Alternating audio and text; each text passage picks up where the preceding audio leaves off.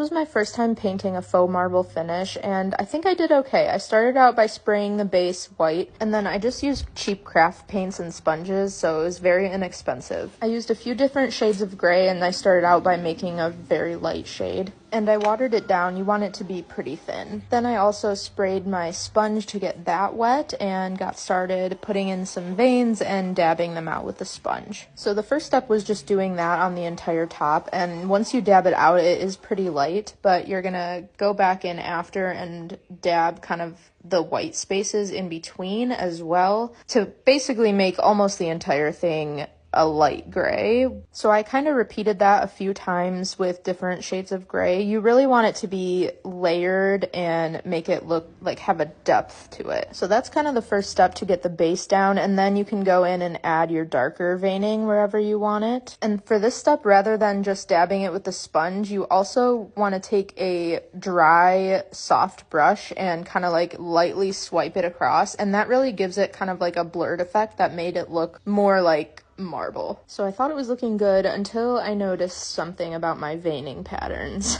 I had basically made 3 S's pretty much right next to each other. So I went back and redid it, which is the good thing about this is that you can just put more white on top and get to kind of redo it a little bit. There's lots of different ways you can do this process, but my favorite video I found was from Salvaged Inspirations on YouTube, so check that out if you want a more in-depth one.